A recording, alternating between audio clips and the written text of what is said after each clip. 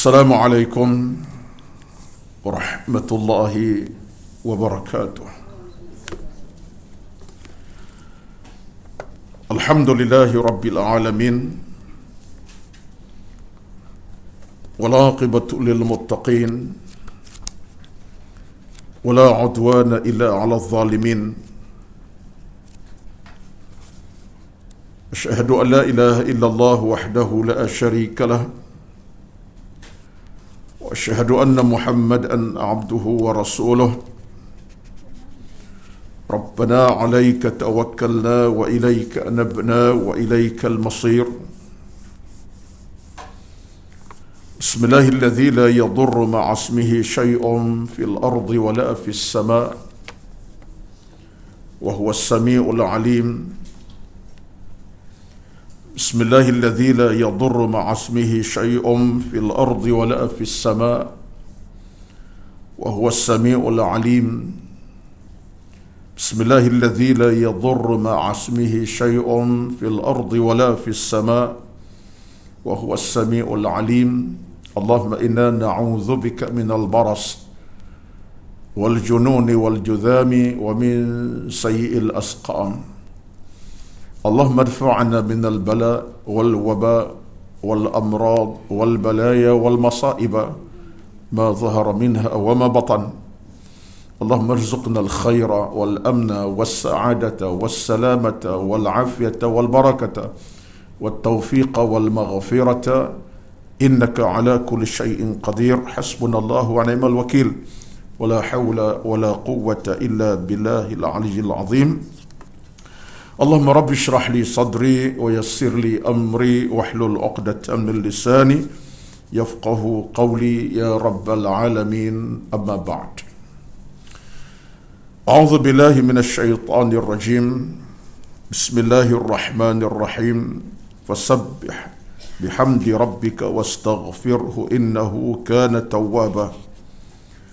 Maka perbanyakkanlah tasbih kepada Tuhanmu dan memujinya, dan mohonlah keampunan daripadanya. Sesungguhnya Tuhan kamu Allah, Tuhan yang Maha Pengampun.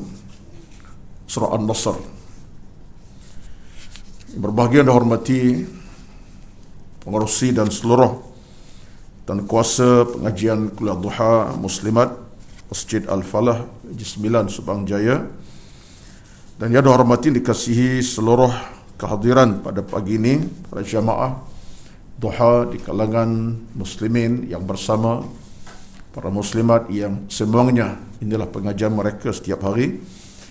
Pertama-tama kita merafak syukur kepada Allah Azza wa Jalla kerana setiap saat kehidupan kita ini kita mendambakan banyak perkara daripada Allah Azza wa Jalla. Yang pertama, kita mohon pada Allah sentiasa berikan kita keselamatan di sebarang ujian, musibah, bencana, dan kita diberikan Allah Azza wa Jalla pintu-pintu keselamatan yang memungkinkan kita untuk sejahtera secara mengejut daripada ujian-ujian yang berlaku. Yang keduanya, kita minta pada Allah Azza wa Jalla, walaupun apa yang berlaku dalam hidup ini, atas nama ujian menimpa kita, penghujungnya adalah husnul khatimah. Itu kesudahan yang baik, bukan su'ul khatimah. Yang ketiganya, dalam hukum beragama, kita diminta bukan sekadar mohon keselamatan buat kita, kita diminta untuk mohon keselamatan buat orang lain juga. Sejahtera, bahagia, selamat, dijauhkan musibah dan seumpamanya. Yang sakit diberikan kesihatan terbaik. Itu hak kita kepada yang segar bugar masih hidup. Untuk orang yang sakit, bahkan yang telah mati sekalipun, dalam agama kita minta Allah beri keampunan kepadanya. Allah maghfir lahu, laki-laki, Allah maghfir laha, kalau dia perempuan. Inilah perjalanan kita yang semangnya bagi saya lah, kalau kita renung balik, tengok balik dengan hati nurani yang tulus mulus kepada Allah, kita akan insaf. Kerana kita ini sebenarnya, nyawa kita ini amat dekat dengan Allah untuk diambil bila-bila masa sahaja. Siapa sangka semalam seorang tokoh Al-Quran di dada, faham Al-Quran lebih pada kita lah, lebih daripada saya dengan ilmu qiraatnya, dengan suara yang cukup indah, juara peringkat antarabangsa, bukan calon-calon orang, dengan orang masih muda 39 tahun. Adik saya jauh sangatlah usianya, tapi siapa sangka perjalanannya sekadar untuk semalam je. Jam 1.25 tengah hari Allah ambil yang mengejut di Macang tu, keasan saya lah. Di Macang tu adalah daerah saya orang Macang, Kelantan. Jadi ziarah adiknya katanya. Ziarah kerana balik ke Kelantan untuk temu keluarga setelah rentas dibenarkan semenjak 14 hari bulan baru ni.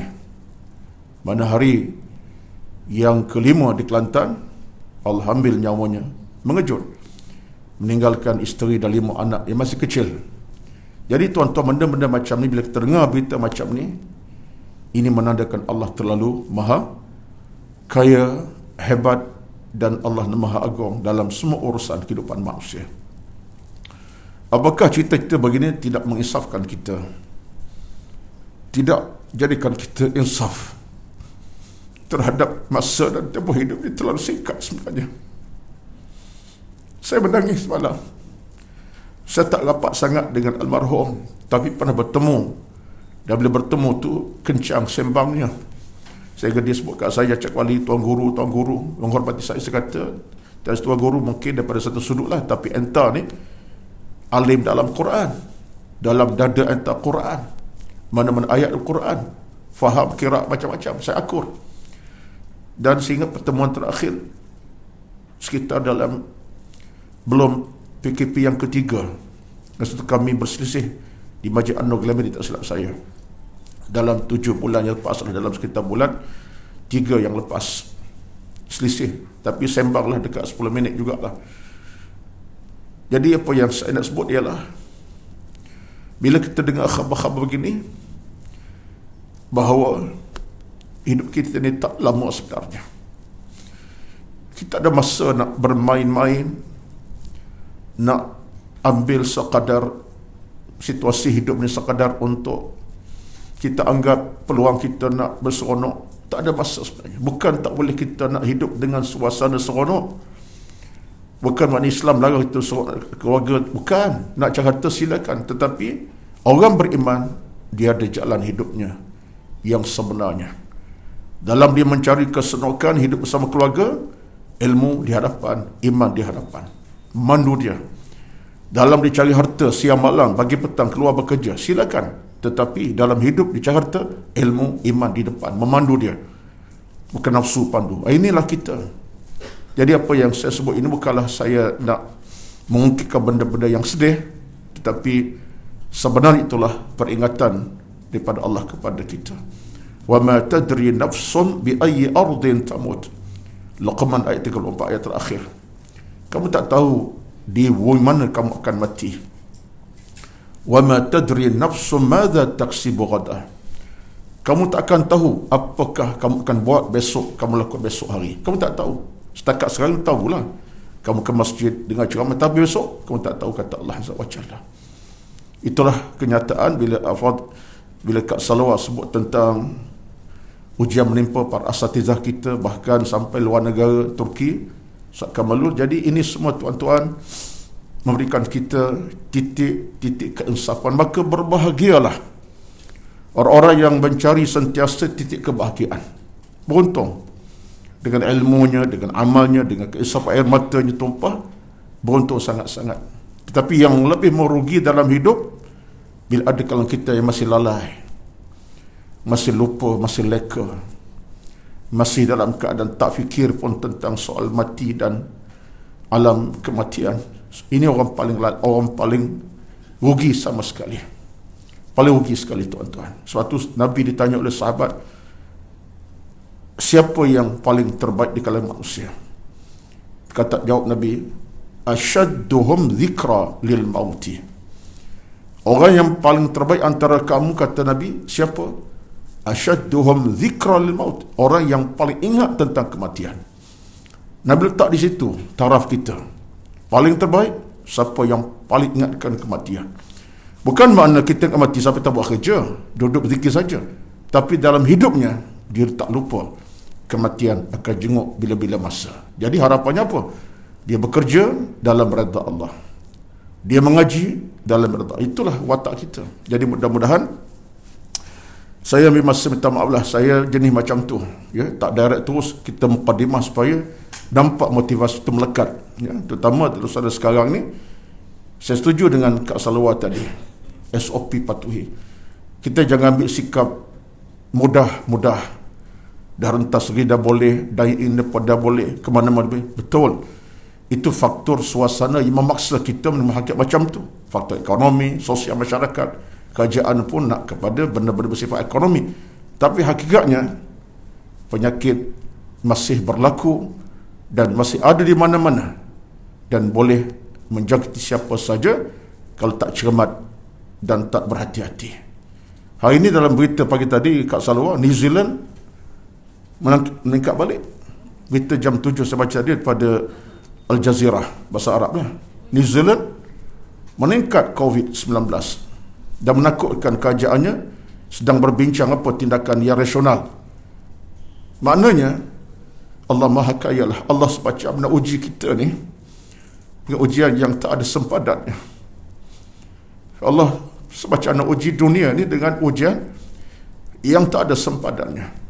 Apalah apa yang berlaku, kita doa kepada Allah, mudah-mudahan Allah berikan kita keselamatan kerana kita menjaga diri masing-masing dengan doa kepada Allah sepanjang waktu dan masa.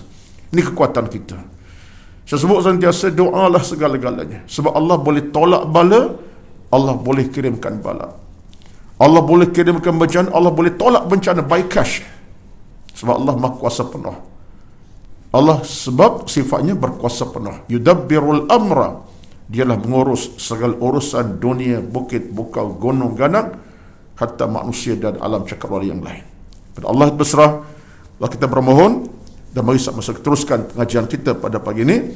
Sambungan kitab kita iaitulah tentang adab pembaca Al-Quran, iaitulah kitab Al-Imam Nawawi.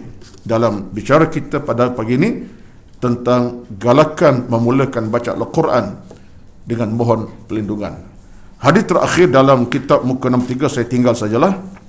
Saya nak pindah kepada page 64 dalam kitab kita, galakan memulakan bacaan Al-Quran dengan mohon perlindungan. Tajuk ini saya tidak nak kaitkan dengan Quran sangat, saya nak bawa sikit tentang isu kesyaitanan. Sebab bila bercakap tentang soal mohon perlindungan, fokus Al-Quran ialah lindungi daripada gangguan syaitan. Saya nak fokuskan sikit tentang di mana bahaya syaitan dan apa sifat-sifat syaitan itu sendiri. Jadi pada pagi ini mungkin saya baca 2-3 perenggan saja, saya akan fokus kepada isu kesyaitanan dalam konteks agama. Ini sebagai satu sumbangan untuk memahami tentang konteks tajuk dan kefahaman tentang isu yang kita nak bincangkan.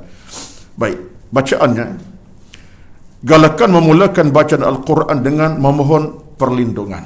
Tengok tuan-tuan, tajuk pun Imam Nawawi letak dengan satu titipan cukup menarik. Ini yang buat tajuk ni bukan penulis biasa ni. Imam Nawawi ni terjemah macam itulah. Sampai tak nak baca Quran pun kita minta Allah bagi kita perlindungan. Baca Quran dah, tu nak baca ayat Quran dah, ya ayyuhallazina amanu ke ayat apa saja. Tapi dalam agama ni minta dengan Allah perlindungan. Jadi kalau baca Quran minta perlindungan, apa kata nak makan, nak minum, nak keluar rumah, nak start pekerjaan, nak start kenderaan balik ke kampung, nak bawa kereta ke pejabat, nak keluar pada rumah untuk urusan dunia, apa lagi? Kalau baca Quran pun digalak kita mula dengan isti'adzah, mohon Allah lindung pada segala-galanya. Bayangkanlah urusan dunia kita sekarang ni, urusan harta, urusan pekerjaan, nak keluar rumah, nak hantar anak ke sekolah, nak hantar anak ke tuition, nak kita ke pejabat, nak kita ke masjid, apa lagi. Jadi bayangkan, menunjukkan bahawa setiap saat, waktu, ketika kita mesti terikat dengan Allah Azza wa Jalla. Dialah Tuhan pemberi rezeki, keselamatan, keamanan, kebahagiaan. Jadi orang yang tak terikat dengan Allah ni payahlah hidupnya. Makan pun tak ada doa, keluar rumah pun tak ada doa, bawa kenderaan tak ada. Ini yang orang macam seorang berlepas dengan Tuhan. Jadi agama ni dia menyusun hidup kita dengan Tuhan. Hidup kita disusun dengan baik, sempurna. Sebab apa? Sebab agama ni memang jaga kita daripada masalah yang boleh bawa kepada kecelakaan ataupun seumpamanya kita nak keselamatan. Jadi ini agama yang jadikan kita ni tak boleh tidak mesti dengan Allah melekat. Bahasa sekarang online dengan Tuhan. Online. Kita punya di online dengan Tuhan 24 jam. Sehat, sakit, demam, di rumah, keluar rumah, nak baca Quran, nak sembahyang, nak makan minum, semesti ada dengan Allah online. Kenapa? Sebab kita nak pintu keselamatan, keamanan berada dengan kita, kerahmatan dan segala-galanya. Baik.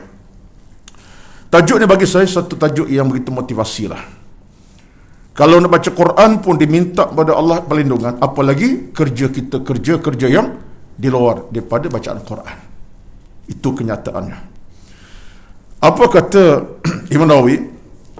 Apabila seorang ingin memulakan bacaan Al-Quran, digalakkan mohon perlindungan isti'adzah dengan membaca A'udzu billahi minasyaitonir rajim. Artinya, aku berlindung dengan Allah daripada syaitan yang dirjam. Inilah dinyatakan oleh jumhur ulama. Seorang salaf berkata, dia hendaklah membaca isti'adzah, membaca Al-Quran berdasarkan firman Allah. Ada dalil pada Al-Quran surah An-Nahl ayat 98. Apa kata Allah Azza wa Jalla? Fa idza qara'tal Qur'ana fasta'idz billahi minasyaitonir rajim. Dalil dalam Quran ada. Surah An-Nahl 98 Allah kata apa? Bila kamu nak baca Quran, hendaklah kamu mulakan dengan mohon keselamatan daripada Allah dengan ucapannya apa? A'udzu billahi minasyaitonir rajim. Tuan-tuan, kita kena faham tentang hal ini. Yang pertama sekali, para ulama kita, jumhur ulama, mana jumhur ulama ni maknanya ulama-ulama keseluruhan. Sama dalam fiqh Syafi'i, dalam pandangan Imam Syafi'i ke, Imam Ahmad bin Hanbal, Imam Abu Hanifah, termasuk Imam Malik, seorang ulama bersetuju, bersepakat. Apa yang disepakati? Bahawa kena amalkan isti'adzah. Isti'adzah itu apa dia? A'udzu billahi minasyaitonir rajim. Dia ada dua lafaz. Lafaz yang kedua, a'udzu billahi samiil alim minasyaitonir rajim. Dua-duanya boleh guna pakai, tak payah nak jadi hujah lah. Walaupun jumhur ulama lebih melihat kepada yang setepatnya a'udzu billahi minasyaitonir rajim. Tapi kalau ada orang baca a'udzu billahi samiil alim dan sampai akhirnya pun betul juga. Baca yang itu betul, yang tak betul tak baca. Langsung tak baca, itu tak betul. Jadi ini kaedah kita guna pakai. Jangan kita bertelaga sampai isu ni lah. Semalam dah masuk Maulid Ar-Rasul. Sambutan diadakan setiap malam melalui forum ceramah macam-macam. Saya dihujani dengan soalan. Hujan itu mana bukan banyak, tapi ada orang bertanya. Dan soalan kita penat nak jawab. Ada telefon. Saya kata minta maaf, saya tak perlu panjang pun soalan tu saya dah faham dah. Apa dia? Ustaz, mana yang betul ni? Allahumma salli ala Muhammad ke ataupun Allahumma salli ala Sayyidina Muhammad? Saya diterima ilmu Islam ni tak ada Sayyidina. Ini ada pula Sayyidina. Yang tu pula kata Sayyidina perlu sebab kita agung Nabi, letak di tempatnya. Ini semua benda yang saya rasa bukan medan kita nak bertelagah. Memang dalam nas asal ucapan selawat Allahumma salli ala Muhammad. Tetapi apa salahnya disebut Sayyidina, sesuatu yang tidak mengurangi dari sudut selawat atas Nabi. Bahkan setengah ulama berpandangan untuk membezakan. Ini pada ulama setengah. Ada kebenaran. Kalau sebut Muhammad saja, macam kawan kita je, Muhammad juga. Contohnya, bila tak Sayyidina itu, mana tuan kami. Sayyid mana tuan. Yang kita letak sebagai orang yang paling atas. Penghulu kami. Penghululah mudah-mudahnya. Jadi bila sebut Sayyidina Muhammad itu nama penghulu kami. letak tinggi lah. Siapa penghulu kita? Nabi Muhammad SAW. Jadi untuk menegakkan suatu keadaan yang meninggikan Rasulullah, Sayyidina, maka bagi saya jawapan yang tepatnya ialah Allahumma salli ala Muhammad pun ya, dan bacaan yang kedua Allahumma salli ala Sayyidina pun sama. Itu bacaan yang boleh kita terima. Tidak batalkan salat dalam kita bersalat ketika baca tasyahud awal akhir, dan tidak apa-apa menambahkan pada sudut kebaikan, melainkan semuanya ada di sana kemuliaan Allah Azza wa Jalla. Jadi soal ini tak perlu kita nak bertelagah, kerana ada WhatsApp guru yang bincang sembang santai, sembang kencang hingga peringkat meletakkan kesilapan pada orang yang sebut Sayyidina, dan yang kata tak di sini pula menyatakan orang ni memang tak hormati Nabi sallallahu alaihi wasallam. Jadi selawat tetap selawat. Ini sebagai contoh yang mudah. Sama cerita dengan kalimah auzubillah tadi. Yang sebut a'udzubillahi minasyaitanir rajim menepati kehendak perintah agama. Dan yang disebut a'udzubillahi samil alim dengan ditambah al-alim pun menepati kehendak agama. Semua ulama kita lakukan. Ini tidak masuk dalam bid'ah tak bid'ah. Bid'ah cerita yang lain. Baik. Jadi isunya ialah ini di antara pada pernyataan ulama kepada kita. Baik. Saya nak berhenti setakat tu, saya nak pergi kepada isu. Kenapa kita diminta supaya ucap kalimah isti'adzah ini? Besar sangat ke isti'adzah ni? Pertama, besar. Besar sebab apa? Allah sebut Al-Quran. Allah yang sebut. Apa kata Tuhan? فَإِذَا قَرَأْتَ الْقُرْآنَ فَاسْتَعِذْ بِاللَّهِ. Allah perintah kita baca isti'adzah. A'udzu billahi minasyaitanir rajim. Bila Allah perintah, ia satu benda yang besar dan mulia. Tak boleh kita anggap mudah. Yang keduanya ialah kejahatan syaitan, kedurjanaan syaitan, kezaliman syaitan ni, kezaliman kejahatan yang memang cukup besar dalam sejarah peradaban umat manusia, dunia, lama sampai sekarang, sampai kiamat. Sebab apa? Dalam sejarah kita baca bagaimana janji syaitan kepada kita ni janji yang berat. Apa dia janji syaitan kepada kita manusia ni? Daripada Nabi Adam sampai kiamat, dia kata apa? Contoh dalam surah Al-Imran 36. Apa syaitan kata? Wa inni u'idzuha bika wa dhurriyyataha minasyaitanir rajim. Syaitan berjanji, aku akan hasut manusia ini. Aku akan goda manusia dan merosakkannya sampai kiamat. Tengok tuan-tuan. Kalau syaitan berjanji macam tu depan Allah ni untuk ganggu kita sampai kiamat, bukan seorang, keturunan kita sekali, ini mana satu jinayah yang teragung yang boleh membahayakan kita. Demikian, bila syaitan berjanji macam tu kepada kita, dia akan masuk bagai cara. Dia akan masuk tengah-tengah buat jahat, lagi mudah lah. Tengah buat maksiat, minum arak, berjudi, berzina, lagi mudah syaitan masuk.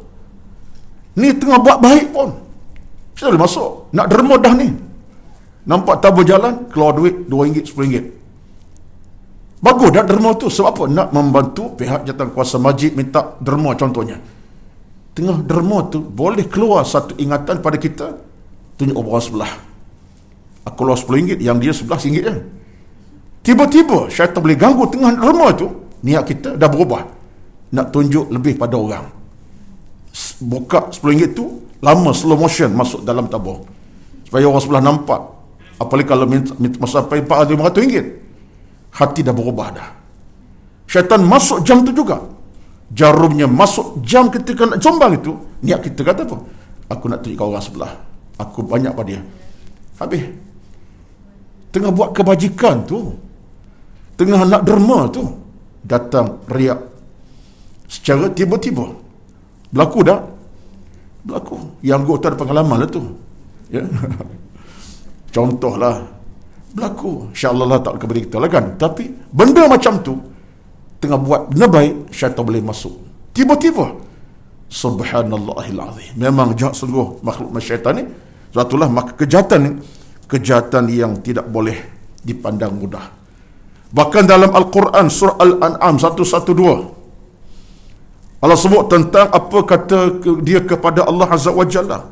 Wa kadzalika ja'alna likulli nabiyyin aduwan syayatinal insi wal jin.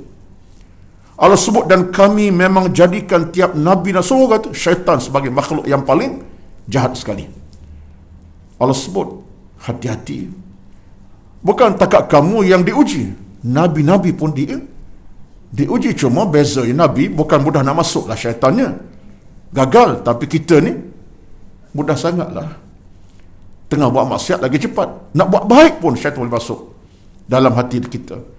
Tapi Allah sebut Quran, nabi-nabi pun Allah uji. Sebab saya pernah sebut kat sini satu cerita Nabi Yahya. Allah takdirkan dia boleh nampak rupa syaitan yang sebenar, tapi syaitan datang rupa manusia. Rupa manusia dengan janggunya agaknya dengan lelaki lah, rupa lelaki. Tapi Nabi Yahya, Nabi, dia ada sesuatu yang Allah dia berperasan ini syaitan bukan manusia, rupa manusia tapi syaitan. Jumpa dia Nabi Yahya. Lalu bila masuk ke tempat Nabi Yahya, dia pun datang, diucapkan, wahai Yahya, Nabi Yahya, aku nak jumpa dengan kamu, bercakap dengan kamu. Sonok dia panggil Nabi Yahya, nak bercakap dengan Nabi Yahya, mana nak bincang sesuatu lah, datang penuh hormat. Nabi Yahya pun terima. Nabi kata, sila, tapi kamu syaitan. Terus diberinya pukulan maut terus, kamu syaitan. Lalu pun dia kata kepada Nabi Yahya, ata'arifuni, kamu kenal aku? Dia tak tahu Nabi Yahya ni utusan Allah, ada mukjizat. Kata Nabi Yahya, aku kenal kamu. Kamu boleh goda aku, belum tentu engkau berjaya. Lalu akhir berlaku perbualan ringkas. Nabi Yahya layan juga. Kalau kita tak tahulah jawapan dengan tuan-tuan lah, saya tak berani hadapi. Nabi Yahya layan. Akhir Nabi Yahya tanya, kenapa kamu datang jumpa aku? Lima ataitani, kenapa? Lalu kata syaitan yang dalam rupa manusia, dia kata, wahai Yahya. Kita Nabi dah, Yahya dah, tadi Nabi Yahya. Ya Yahya, dia kata, wahai Yahya. Dia tahu dah, dikenali syaitan, nak baik apa lagi? Ya Yahya, dia kata, Yahya, sebenarnya engkau nak tanya aku apa sebenarnya? Kalau boleh, aku nak tanya kamu asal, tapi sekarang ni dah kamu kenal aku, kamu tanya aku lah pula. Lalu Nabi Yahya pun ambil kesempatan. Dia kata, wahai syaitan, bagaimana kamu menduga manusia ini? Macam mana kamu nak duga manusia, dengan apa cara? Lalu kata syaitan, dia kata, ada 3 kelompok manusia yang aku nak goda. 3 kelompok manusia aku goda, dan usaha nak goda sampai bila-bila kiamat. Yang pertama, orang macam kamu. Dia tunjuk kepada Nabi Yahya, macam kamu lah. Itu macam Yahya yang bertitle Nabi, Rasul-Rasul. Jelas kita dah maklum sejarahnya, Nabi Adam pun goda datuk kita. Nabi-Nabi lain banyak pun, termasuklah Nabi Yahya. Kata syaitan, orang pertama macam kamu, Nabi-Nabi, tapi kami gagal. Dia mengaku terus, tapi kami gagal. Sebenarnya dalam kisah Nabi Adam tu, kita tak boleh kata dia berjaya, ya, ada fakta lain lah, ya, tapi ada cerita lain. Tapi kata syaitan, aku usaha untuk goda kamu Nabi-Nabi, tapi aku gagal, kerana kamu Allah pelihara. Satu. Ada 2 lagi, tanya Yahya, 2 lagi siapa? Golongan yang kedua, kata syaitan, umat kamu orang ramai yang macam bola kepada kami. Macam bola, kakuratin, disebut macam bola. Mana bola tu dah ada, zaman tu dah bola dah. Ya, mana bola tu dah bentuk bola dah ada dah, bulat, orang boleh lempar, sepak, terajang, pukul, balun, palu, bola kan, nak lontar, nak lempar, boleh saja. Itu ibarat bola. Lontar jauh, lontar dekat, boleh macam-macam. Umat kamu macam bola, kami boleh lontar, boleh lantun, boleh sepak. Makna apa? Kami boleh masuk berbagai cara. Ada masa kami sepak dia, Ada masa kami lantunnya, ada masa kepegang kokoh bola, macam mana? Akhirnya kami bebas buat apa saja. Sebab mereka jadi lantunan bola kepada kami. Kami seronok buat apa saja macam bola boleh kami buat. Yang ketiga, yang kedua ini kata dia tenggelam. Kami jaya, mereka tenggelam lah. Sebab macam bola, kamu buat apa saja. Yang ketiganya adalah umat kamu yang sesaat bila kami godanya, kami berjaya, tiba-tiba dia mohon ampun kepada Allah Azza wa Jalla.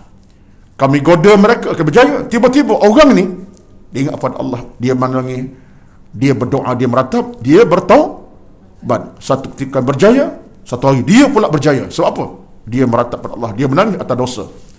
Orang macam ni kami berjuang, berperang untuk musnahkan mereka. Tapi ada masa kami gagal, dia berjaya. Maksudnya apa? Maksud kita ni tuan-tuan, bila kita bertaubat, istighfar, syaitan akan menangis ya. Syaitan menangis orang yang beriman, yang bertaubat. Tiap saat kita beristighfar, syaitan menangis meratap.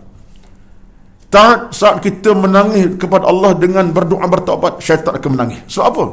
Syaitan dianggap gagal bila kita mula bertaubat pada Allah. Itu sifirnya. Jadi yang ketiga kata syaitan, ada masa kami berjaya, ada masa kami gagal. Tapi kami akan berjuang terus, tak berhenti untuk membunuh iman dan agama mereka. 3 kelompok. Di Nabi Yahya tanya soalan, bocorlah. Bodoh syaitan dicerita benda yang patut tak bocorkan. Itulah bodoh syaitan. Akhirnya kata dia, itulah yang berlaku. Yahya pun kata, kau boleh balik. Selesailah jawapan dia beri. Jadi akhirnya yang menang Nabi Yahya, yang gagal dia diperbodohkan Nabi Yahya alaihi salatu wassalam. Ini cerita dirakam dalam banyak kitab tentang sejarah Nabi-Nabi, termasuk Nabi Yahya salatu wassalam. Ini ceritanya. Ini nak cerita tuan, ini sebahagian ayat, banyak lagi tu tentang bagaimana syaitan tak pernah berhenti untuk memusnahkan iman kita, akhlak kita, agama kita. Allahu Akbar. Sebab kita dalam hidup tuan-tuan, tenggelamnya kita dalam kemaksiatan kerana syaitan dah berjaya goda kita, merosakkan kita. Terhemban kita ke jalan keburukan, kemaksiatan kerana syaitan berjaya menghancurkan kita. Ini yang kita paling takut. Nak pulih semula bukan mudah tuan-tuan. Hati bila dah berkarat, hati dah mula sakit, ini bukan mudah. Sebab nak rawati syaitan punya kejahat ini bukan mudah semudah itu. Tapi jalan agama tetap Allah beri sebenarnya. Dalam hal ini saya fikir tak banyaklah ayat saya nak baca, 2 ayat itu, tapi nak cerita bagaimana syaitan goda. Walaupun kita bincang tentang Quran tadi, saya nak kaitkan sebab ini ilmu. Tak boleh kita bercerita syaitan, kita kena baca untuk Al-Quran, tak? Kita nak bawa cerita syaitan supaya kita nampak. Suatu dalam hal ini, para ulama kita sebut, dalam beberapa penceritaan saya nak sebutkan pada pagi ini kepada tuan-tuan, di samping cerita tentang kewajaran baca Quran mulut ayat tadi, A'udzubillahi minasyaitanir rajim, antara pintu bisikan syaitan. Dia baca Quran ini, rahsia besarnya adalah untuk kita dapat rahmat, barakah, redha Allah Azza wa Jalla. Baca Quran tuan-tuan, antara perkara yang utama kita dapat rahmat, barakah pada Allah. Bagi kita baca Quran. Sampai dalam hukum beragama kita, kata Al-Imam Ibnu Qayyim Al-Jauziyah, dikata afdalu dzikri tilawah kitabillah ta'ala. Sebenarnya seafdal zikir kita seharian ialah baca Quran. Seafdal zikir kita seharian baca Quran. Pagi baca, malam baca belas kali sehari. Itu seafdal zikir. Kita baca Quran ayat ke ayat. Di samping subhanallah, alhamdulillah kita baca, tapi seafdal zikir, maknanya kalau tak martabat zikir Quran, bacaan yang pertama, yang kedua subhanallah, alhamdulillah, Allah akbar. Itulah. Itu dalam konteks amalan. Tapi tak menafikan zikir-zikir yang lain. Subhanallah tak menafikan, sebab itu juga kalimah membesarkan Tuhan. Tapi tetap Al-Quran itu yang zikir yang paling pertama. Sebab Allah berjanji kepada kita tentang kedudukan Quran itu. Apa kata Allah Azza wa Jalla? Inna nahnu nazzalna dzikra wa inna lahu lahafizun. Inna nahnu nazzalna dzikra wa inna lahu lahafizun. Ini ayat berada dalam surah apa ni? Inna nahnu nazzalna dzikra wa inna lahu lahafizun. Inna nahnu nazzalna dzikra. Ayat ini berada dalam surah Al-Hijr ayat ke-9. Al-Hijr ayat 9, Allah kata inna nahnu nazzal, kami yang turunkan Quran, az-zikr Quran, kami pelihara Al-Quran. Betul kata ulama, berdasarkan ayat ini, zikir kita yang paling aula ialah membaca Al-Quran sepanjang waktu dan sepanjang masa. Sebab itulah kita baca ayat Al-Quranul Karim. Ini satu perkara yang kita dah maklum, saya nak perkemas sekali lagi. Sebab itu kita baca Quran Al-Karim dengan kita baca Subhanallah. Silakan Subhanallah tu beribu kali sehari, itu kewajaran kita baca. Tapi nak cerita Quran jangan main-main. Kita baca satu ayat saja, berapa puluh pahala di sebalik ayat. Satu huruf 10 pahala, 2 huruf 20 pahala. Bayangkan kalau 5 ayat, 10 ayat, berapa ribu pahala dapat. Ini Quran, tuan-tuan. Dan sebab itulah orang yang sentiasa baca Al-Quran sepanjang waktu, malam ke siang, siang ke malam, pagi, dini hari, senja, tak miss Quran, anda telah letakkan zikir itu sebagai zikir harian yang terbaik sekali. Rajin-rajinlah, perkokohlah. Yang dah baca, terus membaca dengan banyak. Yang belum, kita start sesegera untuk zikir Al-Quran seharian. Baik apa pun ayat dibaca. Hatta keluar Allah sekalipun, tak ada masalah. Hatta surah yang paling ringkas pun, tak ada masalah. Yang pentinglah Quran. Baik, itu satu.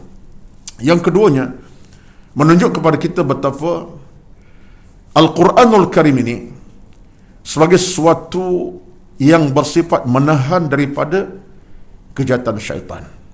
Betul, orang yang baca Quran, syaitan tak mudah nak ganggu.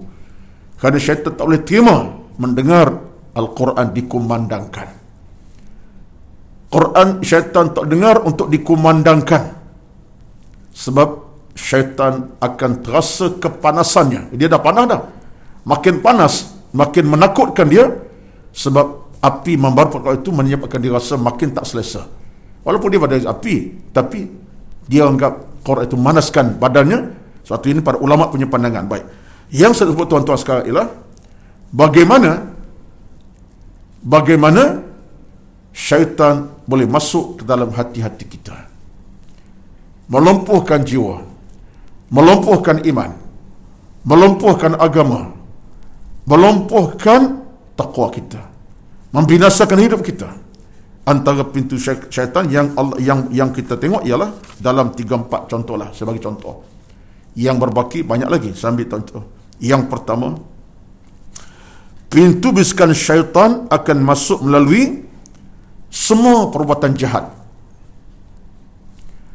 Tanpa cuai, apa saya berbentuk perbuatan jahat maksiat, kecil ke besar, itulah pintu kemasukan syaitan secara cash ke dalam hidup kita. Apa sahaja kemaksiatan, baik kecil ke besar maksiat, ini pintu kemasukan syaitan ke dalam hati kita. Apa dalilnya? Dalilnya Al-Baqarah 169. Al-Baqarah 169, apa kata Allah? Innama ya'murukum bisu'i wal fahsya'i. Al-Baqarah 169. Allah sebut sesungguhnya syaitan akan suruh kamu kepada benda yang jahat, mungkar, walaupun kecil atau besar. Apa sahaja, kecil, besar, maksiat, itulah pintu kemasukan syaitan. Berarti Imam Al-Ghazali rahmatullahi alaihi, Imam Al-Ghazali seorang tokoh besar yang telah berjasa besar kepada umat seluruhnya sampai kiamat, insya-Allah, dengan kitab-kitab beliau yang dibaca sampai sekarang oleh kita semua dalam pengajian duha ke kuliah maghrib banyak tempat. Sampai Imam Al-Ghazali rahmatullahi alaihi, apa yang berlaku padanya satu ketika, nak cerita tentang ini yang beliau takut. Satu hari Imam Al-Ghazali rahmatullahi alaihi, dia nak tidur malam dalam kepenatan. Dalam kepenatan tertidur. tanpa dia membaca apa yang patut dibaca. Paling tidak 3 qul kan, ayat kursi. Dia tak terbaca, dia tertidur. Hinggalah tidurnya itu menyebabkan dibuai oleh seronok amat sangat, sehinggalah waktu subuh menjelang tiba, dia baru terkejut pada tidurnya, baru terjaga. Bayangkan, apakah dosa tidur malam sampai ke subuh? Yang subuh bangunlah, tapi apakah dosa? Tak dosa kita. Bukan satu kesalahan pun. Semai syak selesai, tidur. Tapi Imam Al-Ghazali, dia tertidur kerana keletihan. Hinggalah saat subuh nak masuk baru dia tersedar. Dia bangun tidur saja. Apa yang disebut? Dengan air mata tumpah, dengan air mata yang kesedihan, dia kata apa? Wailun lisyaitan. Celakalah syaitan. Seawal sumpahnya dia kata apa? Celaka syaitan. Sebab dia kaitkan bahawa tertidurnya beliau kerana letih tadi adalah kerana gangguan syaitan. Syaitan masuk tengah-tengah dia duduk mengantuk tu, syaitan masuk terus. Patutlah kita ni tuan-tuan, kalau mengantuk pelik-pelik sangat, syaitan duduklah tu dekat dengan kita punya mata kita. Dia bergantung, dia tak nampak. Kalau nampak kita pun takut. Ya, syaitan bergantung dengan mata kita. Suatu sampai peringkat mengantuk. Tak kira lah micro sleep ke sleep yang macam mana, tapi syaitan bergantung lah tu. Terutama kalau dalam bab kita dengan ibadat lah. Allahu Akbar, sembahyang subuh, nak tumbang saja. Imam bukan baca surah Sajdah pun hari biasa. Baca wasama tariq, ya, bukan sampai puluh ayat pun. Tapi mengantuk pelik, tidur dah cukup. Syaitan gang kita tengah-tengah duduk sembahyang. Yang tak sembahyang lagilah. Jadi benda macam tuan-tuan, apakah keperluan kita? Isti'adzah lah. Baca isti'adzah ni bila waktu bukan baca Quran. Tengah-tengah kita rasa ada godaan yang menakutkan kita, isti'adzah. Imam Ghazali bangun saja, dia kata apa? Wailul syaitan, celaka syaitan. Akhirnya dia menangis. Cerita panjanglah. Sebab dia rasa dia berdosa dengan Allah Azza wa Jalla. Seorang tokoh ulama, tuan-tuan. Baik. Yang pertama, pintu syaitan masuk melalui semua perbuatan jahat. Dalam agama, apa sahaja kejahatan yang kita buat, baik kecil ke besar, itu adalah tanda syaitan telah berjaya memasuki rongga sendi kita. Dengan mata ke, telinga ke, macam-macam. Dengan mata, cara mata, dia masuk ke mata, tengok benda macam-macam. Dengan telinga, kok telinga kita dengar macam-macam. Ikut ke mulut, itulah kita kadang bercakap benda macam-macam. Caci, maki, hamun orang tu orang ni, semua tak betul. Syaitan masuk ikut. Syaitan masuk ikut benda-benda sifatnya yang lain pula, yang boleh merosak kita. Kaki kita macam-macam. Jadi ini, kata para ulama, syaitan melakukan kejahatan dengan bisikan semua kerja buruk kita baik. Yang kedua, di mana pintu kebisikan syaitan kepada kita ini? Berdasar pada Al-Quran, syaitan masuk melalui kelupaan kita untuk ingati Allah Azza wa Jalla. Kelupaan kita untuk ingat Allah. Tengok makan atas meja, terus makan. Tengok atas meja, terus minum. Tak dan dah. Terus makan dan minum apa yang ada depan kita. Contohnya, tandanya syaitan boleh goda kita. Tak payah sebut nama Tuhan lah. Lapar kan, makan. Sendawa barulah Alhamdulillah. Sendawa Alhamdulillah. Tapi Alhamdulillah bukan kerana kenyang. Kerana sendawa tu Alhamdulillah. Tapi tuan-tuan, ini yang disebutkan dalam Quran. Dalam surah Al-Mujadalah ayat 19, apa kata Tuhan tentang hal ini? Istahwadha alaihimus syaitanu fa'ansahum zikrallah. Ada cerita yang kedua ni. Syaitan jadikan kita kelupaan kita untuk sebut nama Allah dalam banyak keadaan. Nak bawa kereta, nak ke pejabat, nak ke masjid, lupa nak baca. Paling kurang pun bismillahi tawakkaltu ala Allahi wala hawla wala quwwata illa billahil aliyil azim. Paling kurang. Nak tambah lagi, doa kenderaan kita lah, baca kenderaan. Subhanallah, itulah. Paling kurang baca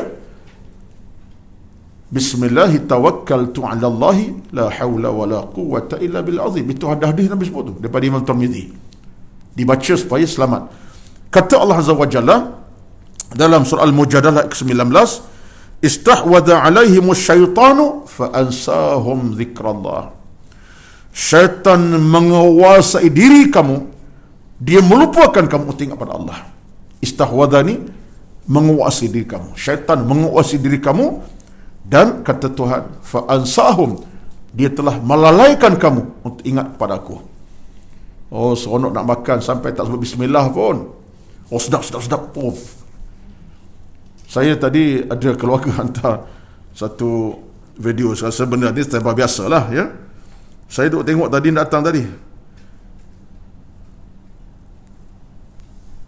Makan kepala kambing. Dah tengok dah dia tu? Tak tengok lagi. Saya tengok tadi kata melampau sungguhlah kawan kita ni. Ya? Kepala kambing dia makan macam buaya makan. Ya? Oh, ini tu. Tengoklah. Nak ceritanya, manusia bila lupakan Allah, dia makan macam ular sawa makan. Dia makan macam buaya makan. Pakai gonggong tu ya. Ini bukan akhlak kita. Betullah dalam soal makan minum ini, saya mengambil saranan yang pernah diungkapkan oleh ulama kita yang silam. Siapa? Al-Imam As-Suyuti rahmatullah. Ada perbincangan tentang soal makan minum, tuan-tuan. Demi Allah, kata dia, dalam isu ini, sebenarnya kita soal makan minum, walaupun ais teguk ataupun nasi sesudu, apa saja kuih sepotong, kita kena ingat bahawa makanan itu, walaupun kuih sepotong, ada rezeki Allah Azza wa Jalla. Baik makanan, minuman, semua rezeki Allah.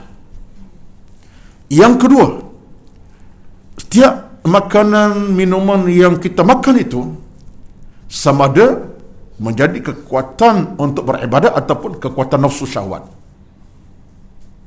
Yang ketiganya, orang bersyukur pada Allah Azza wa Jalla walaupun sesudu air, dia tak lupa Allah ni maha pemurah dengannya. Walaupun sepotong kuih, dia tak lupa Allah ni pemurah dengan rezeki. Betul kata Imam Suyuti, bacaan doa ketika nak makan itu satu benda yang perlu sangat-sangat. Apalagi kalau kita baca doa makan mengikut sunnah Nabi, Allahumma barik lana fima razaqtana wa qina azabannar. Ini hadis Imam Bukhari Muslim, nasnya. Itu doa Nabi. Cuba perhati tuan-tuan. Ucapan ni tak ada pada soal kita buat yang lain. Kita nak tidur, tak baca macam doa kita makan. Kita nak ke toilet, tak baca doa macam makan. Tapi bila sebut makan minum, Nabi ajar kita satu bentuk doa yang lengkap. Allahumma, ya Allah, barik lana, tolong berkati kami, fima razaqan, atas rezeki yang kau beri kepada kami, waqina, tolong jaga kami daripada api neraka. Doa ni tuan-tuan, makna cukup tersirat. Kerana air segelas, kuih sepotong, nasi sesuap, apalagi suapan-suapannya banyak, kita minta pada Allah tiga benda. Allahumma barik lana, berkati ya Allah. Berkat makan mudah aku beribadat. Berkat makan aku ni makin sihat walafiat. Berkat makan aku ni dapat nikmat yang cukup banyak. Satu benda yang bukan kecil tu. Kerana faktor makan, insya-Allah kita ibadatnya tenang dan senang. Orang lapar, mudah nak beribadat ke? Tengah lapar, susah nak ibadat tuan-tuan. Tapi kalau kita ada di sana kekenyangan makanan, insya-Allah ibadat pun selesa. Banding orang yang lapar. Betul rezeki melalui keberkatan makanan tadi. Allahumma barik lana fi ma razaqtana. Kita minta rezeki kita diberkati. Razaqtana di mana? Rezeki diberkati. Walaupun air sesudu, sesuap makanan, sepotong kuih, berkat Allah. Kan hasil pendapatan halal contohnya. Yang ketiga, kita minta apa yang ketiga? Kita minta pada Allah Azza wa Jalla, wa qina azabannar, tolong jaga pelihara kami daripada api neraka. Kemuncaknya, kita tidak nak kerana faktor makan, neraka menanti kita. Kerana sudah haramkan ataupun kerana makan kenyang sampai orang tak beribadat. Kenyang makan sampai tak mengaji. Kenyang makan sampai tak kenal solat sembahyang. Neraka lah menantinya. Tengok. Jadi hukumnya, sudut sejarah, sudut kefahamannya, baca doa makan ni bukan kecil makna kepada kita. Jadi orang yang tak baca doa makan, orang tak baca doa nak minum, dia telah menggagalkan hidupnya secara automatically dari sudut berkat dan dijauhi neraka. Betullah ada orang kata makan macam hantu, macam syaitan. Betul lah tu. Sebab hantu syaitan, mana dia kenal Allah bab makan. Dia boleh tengok video tadi, saya kata macam hantu makan. Ya, kepala kambing tu, tak tahu daripada mana. Tak biasa, benda tersebar dah. Tapi dia orang hantar, tengoklah. Keluarga hantar, tengoklah. Masya Allah. Tapi yang tak tahannya, kepala kambing tak tahannya. Ya, tak tahannya, tengok kepala kambing tu tak tahan kita. Sebab apa? Lembutnya. Ya, kena pula kita juga peminat nasi Arab, sesusah hati jugalah. Ya, kepala kambing tu sedap, tapi cara makan tu melambangkan ada agama di sebaliknya. Baik.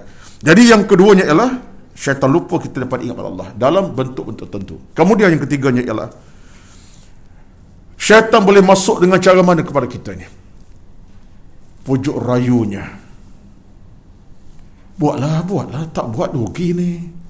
Ni peluang keemasan. Besok belum tentu ada peluang lagi. Hari ni peluangnya. Dipujuk rayu kita. Tak buat sekarang rugi ni. Ini satu nikmat besar ni. Orang tak tahu, orang tak nampak. Contoh kalau bab tak nampak, tak tengok. Orang bukan tahu pun. Kamu dengan benda ni saja, bukan orang tahu pun. Siapa tak tahu? Tak buat sekarang rugi. Besok lusa tak ada dah. Mati besok kamu kot. Contohnya. Dipujuk rayu kita. Tak payah bangun lagi lah. Tidur lagi lah. Tidur pukul 4:30 pagi. Pukul 8 bangun lah. Kan cuti hari ni. Contohnya. Bab ibadat. Contohnya. Tipulah pelanggan kamu. Kalau kamu tak tipu, tak untung besar. Ini dia ni tak tiap pun. Tipulah. Harga 100, tak beli 500 contohnya. Itu orang bodoh beli tu. Contoh dalam bab perniagaan. Contohlah tuan-tuan. Kata kat dia ni buah baru bagi semalam. Dia bukan nak cek sangat pun. Biar berilah harga mahal. Buahnya tak elok. Contoh. Ini contoh-contoh yang berlaku. Ya. Bukan kata siapa ni, tapi berlaku gangguan syaitan cara pujukan. Inilah yang Allah sebut dalam Al-Quran. Allah sebut dalam ayat Al-Isra 53. Dalam surah Al-Isra 53 Allah kata apa? Wa inna syaitana yanzaghu bainahum inna syaitana kana lil-insani aduwwan mubina. Syaitan itu kata Allah yanzagh ni menghasut. Dia akan cuba merayu kamu, memujuk kamu dengan pujukan-pujukan yang melemahkan iman kamu. Ini Quran sebut. Yang zaru dengan mana? Memujuk, menghasut, dan dia akan jadikan kamu terpesona dengan rayuannya. Jadi benda macam tuan-tuan berlaku. Jadi kesimpulannya, ada 4 ada 5, tak apalah kita tengoklah kemudian. Kesimpulannya, bila sebut isti'adzah ni, dia bukan satu kalimah yang kecil makna, apalagi dalam kerangka kejahatan yang syaitan janji. Kalau Quran pun kena baca isti'adzah. Isu Quran tadi kan, padahal Quran tu bacaan yang mulia. Bismillahirrahmanirrahim, Alif Lam Mim Yasin ke Al-Mulk ke Taqiya. Pun kata Allah, fa idza qara'tal Qur'ana fasta'iz billah. Supaya baca Quran dengan bismillah, dengan apa? Dengan isti'adzah. Sebab apa tuan-tuan? Sebab dalam hal ini boleh jadi bersebabnya ada. Antara sebabnya boleh jadi kalau kita sebagai seorang yang bijak baca Al-Quranul Karim, pandai baca Quran pun suara bagus, mantap, suara ala-ala juara qari antarabangsa jugalah. Tak kata pasal pun qari peringkat daerah Subang Jaya contohnya, suaranya mantap, makhraj pun betul, tajwid pun Masya Allah betul. Kita pula ajar orang tentang Quran, kita baca pun harapan orang puji kita. Oh, baca Kak Salwa memang hebat bacaan. Contoh Kak Salwa ya. Jadi bila orang sebut Kak Salwa hebat, Kak Salwa pun kembanglah hidungnya 3 jam setengah. Contoh. Harapannya apa? Orang puji. Boleh jadi kita Quran dah baca, Tapi semangat kita tak betul. Minta orang puji. Pada kena ikhlas. Contohnya, contoh yang tak baiklah bagi Kak Salwa, tapi tak berlakulah Kak Salwa macam tu. Nak cerita tuan-tuan, ketika itu wajar kita baca a'udzubillahi minasyaitanirrajim. Kita pula baca ajar Quran kat orang. Anak buah kita 10 orang ni memang jahil Quran belaka. Kak Limah umur 45 baru nak mengaji Quran.